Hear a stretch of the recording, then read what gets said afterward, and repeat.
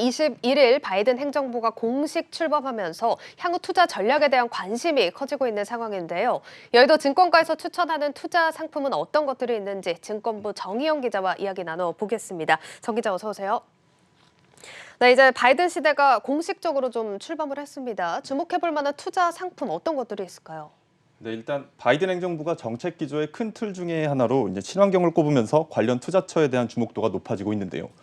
사실 전 세계적으로 친환경에 대한 중요도가 높아지면서 바이든 행정부 출범 이전인 지난 2019년 무렵부터 ESG에 대한 투자자들의 관심이 시장에서는 뚜렷하게 나타나고 있었습니다. 블룸버그 통신에 따르면 지난 2018년 한 해 동안 글로벌 주식형 ESG ETF에 유입된 금액은 85억 달러 수준에 그쳤는데요. 이후 매년 3배가량 급성장하면서 지난 2019년도에는 약 260억 달러, 지난해에는 무려 770억 달러가 유입됐습니다. 맞습니다. 이 ESG가 또 트렌드인 만큼 저희 뉴스플러스에서도 자세하게 또 자주 이야기를 전해드렸는데요. 이게 매년 3배가량 성장했다라고 좀 전해주셨는데 지난해부터 이게 주목을 크게 받아왔습니다. 지난해 성과는 어땠습니까? 네, 앞서 보셨던 것처럼 친환경을 중심으로 한 ESG ETF에 대한 투자자들의 관심은 비단 지난해만의 일이 아니었는데요. 지난해부터는 ESG ETF들 가운데서 투자에 있어 가장 중요한 지표인 수익성이 친환경 ETF들을 중심으로 속속 나타나고 있었습니다. 지난 한 해 동안 미국 주식형 ETF 수익률 상위 5종목 가운데 1위부터 3위까지 모두 친환경 ETF가 차지하고 있고요. 가장 수익률이 높았던 TAN, 그러니까 인베스코 솔라 ETF는 연간 수익률이 무려 232%에 달합니다. 지금 표로도 살펴보고 있지만 지난 한 해 동안 수익률이 좀 어마어마했습니다. 그렇다면 앞으로 전망도 또 중요할 텐데 향후 전망 좀 어떻게 제시가 되고 있습니까? 네, 올해부터는 이제 바이든 행정부 출범에 따라서 친환경 부문의 본격적인 수혜가 예상되는데요. 그렇기 때문에 친환경 ETF의 성장세는 계속 이어질 것이라는 전망이 나옵니다. 바이든 행정부의 대표적인 친환경 관련 공약들로는 파리 기후변화 협약 재가입을 꼽을 수 있는데요. 이 밖에 주요 공약들로는 기후변화 취약국 지원과 인프라, 환경 분야에 4년간 2조 달러를 투자하는 내용 등이 담겨 있습니다. 여기에 EU를 비롯한 전 세계 190여 개 국가가 참여한 파리 기후변화 협약의 적용 기간이 바로 올해부터인데요. 때문에 올해가 미국뿐 아닌 전 세계적 친환경 정책의 원년이 될 것으로 예상하고 있습니다.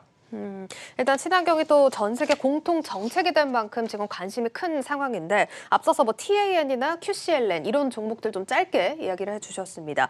친환경 관련 ETF들 하면 이 종목들 말고도 또 다양한 상품들이 있을 텐데 좀 어떻게 주목을 해봐야 될까요? 네, 이제 친환경의 범위가 한정된 게 아닌 만큼 투자 전략도 ETF들마다 다들 상이한데요. 증권업계에서는 친환경 에너지 관련 ETF들에 주목하고 있습니다. 바이든 행정부의 출범과 동시에 파리 기후변화 협약 재가입을 언급했잖아요. 그만큼 친환경 에너지와 관련된 분야에서의 상징적인 의미가 크다는 겁니다. 향후 친환경 인프라 투자 2조 달러 공약과 기후변화 취약국 지원 공약 이행에 따른 직접적인 수혜도 예상되는 분야라는 설명입니다. 대표 종목으로는 ICLN과 TAN, PBW와 QCLN 등이 꼽힙니다. 올해 들어 수익률은 PBW가 27.70%로 가장 높았고 QCLN이 23.46%, TAN이 17.87%, ICLN이 16.50%의 수익률을 기록하고 있습니다. 지금 이제 올해부터의 수익률인데도 지금 PBW 같은 경우는 27%까지 수익률이 도달하고 있는 상황입니다. 지금 총 4가지 ETF를 이렇게 차례대로 얘기를 해주셨는데 사실 친환경이긴 하지만 또 네 종목 다 분야는 또 다를 것 같거든요. 편입 종목도 그렇고요. 좀 어떤 기준을 두고 살펴봐야 할까요? 네, 증권업계에서는 일단 태양광이나 재생에너지에 초점을 맞춘 투자자들이라면 ICLN과 TAN이 유망하다고 조언합니다. TAN의 경우 친환경 재생에너지 관련 기업들이 대부분을 차지하고 있는데요. 업종별 편입비 중에서 친환경 재생에너지 관련 업종이 차지하는 비율은 92%에 달합니다. 네. TAN은 인베스코 솔라 ETF로 이름에서도 확인할 수 있듯이 태양광 에너지 관련 기업들이 상당 부분을 차지하고 있습니다.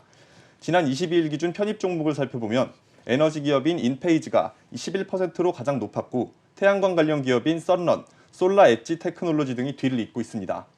ICLN, 그러니까 아이쉐어 글로벌 클린 에너지 ETF 역시 친환경 재생에너지 비중이 약 92% 수준인데요. 종목별로는 플러그 파워가 10.32%로 가장 높았고 인페이즈 에너지, 페어분트 에이지 등 친환경 에너지 관련 기업들 역시 상당 부분 비중을 차지하고 있습니다. 증권업계에서는 올해부터는 본격적으로 바이든 행정부의 그린 뉴딜과 관련된 정책 세부 공약들이 발표되면서 태양광과 친환경 에너지 관련 종목에 대한 관심이 이어질 것으로 점쳐지는 만큼 이들 ETF의 꾸준한 성장세를 예상하고 있습니다.